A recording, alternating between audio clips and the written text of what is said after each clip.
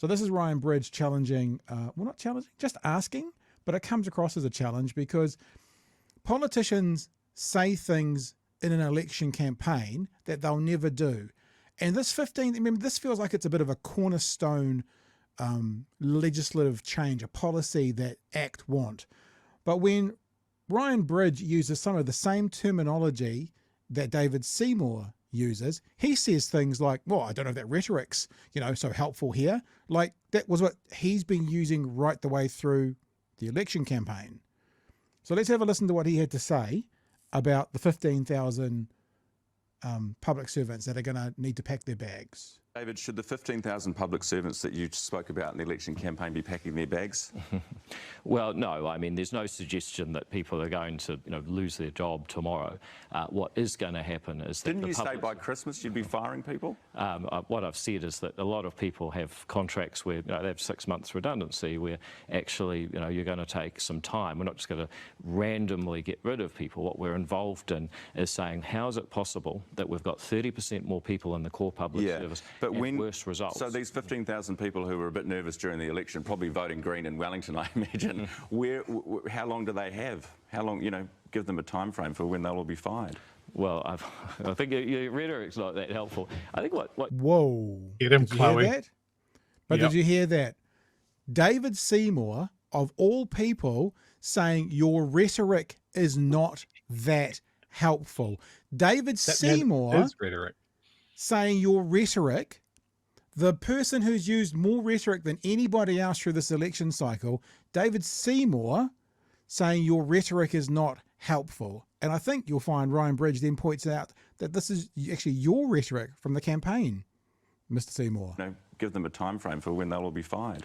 Well, I think your rhetoric's not that helpful. I think what you got to point. And that's your rhetoric from the campaign. I think what you got to point. We will get rid of them, I think. Well, what we need to Comrade get to Ryan, get him. And first of all, let's just be really clear. When we talk about the public service, we're not talking about nurses. We're not talking about teachers. We're not talking about police. We're talking about 60,000 odd bureaucrats, mainly in Wellington, which is up from 47,000 just 6 years ago. Now, we've got 30% more people in the core public service, 30,000 more bureaucrats, or 30%, more bureaucrats, as many people would say.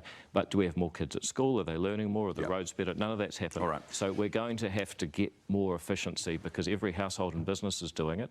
Government is going to have to tighten its belt too. We have to leave it there, guys. The thing is, right, and this is the thing I just want to ask David Seymour and all these other people. How do you think fewer people in the back rooms of the Ministry of Education is going to provide better outcomes in the front room, i.e. the classrooms in the Ministry of Education? Because that's what they're saying. We're going to get rid of a whole bunch of people in the back rooms. Ministry of Education. Why do you think that getting rid of people in the Department of Conservation, I struggle with that because of a name of another podcast, is going to help having fewer people in the Department of Conservation in the back room, in the offices, is going to help with the outcomes of the front room of the Department of Conservation? How? Because they've never spelt it out, Chewy. No, never. Kiwi Rascal here is right. My mood is Chloe. Her face through that whole thing every time she needs to sit next to Seymour. Ugh. Yeah. But no, did it feel like to you at any level that he was backtracking a little bit? He certainly wasn't as hardcore. Day one, the first weekday, it was before 7 a.m, Monday after the election. There was no way he was being as hardcore on these 15,000 that he was for the previous 6 to 10 weeks. Yeah, and I bet that happened when the first results came in and went, oh, shit. I'm going to be held accountable back now. up a lot of the things that I've been saying. Oh, fuck. And like... They're doing, like we're talking about the Department of Education, right? They're all going, the curriculum's fucked and we need to redo the whole thing. Who does that if you've sacked everyone? Yep. They haven't, like, we need to change this. We need to change that. There need to be big changes at Waka Kotahi. We like, again, sorry to get back to the EV thing again, right? But they're talking about redoing road user charges, which drastically, it needs to be done. Like, even the most rabid EV aficionado God, thanks, $5 word, says that road user charges need to come in. You know, EVs have had a free ride on that to help stoke the uptake, but they know it won't last forever.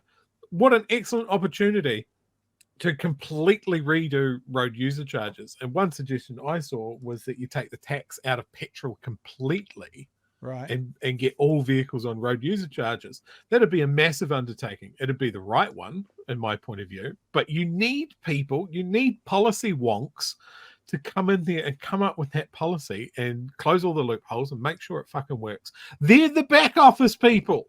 Yeah. Don't leave it to the politicians who think they know what to do. Leave it to the people that do it. And that's going to be the same in education. It's going to be the same in health. I'm not saying that there's not dead wood there. I'm just saying when they're coming up with such huge numbers out of their jobs before Christmas, or maybe not, because I have to follow through now. But yeah, I'm what we've been saying for a month now. Simple solutions to complex problems. Never goes well.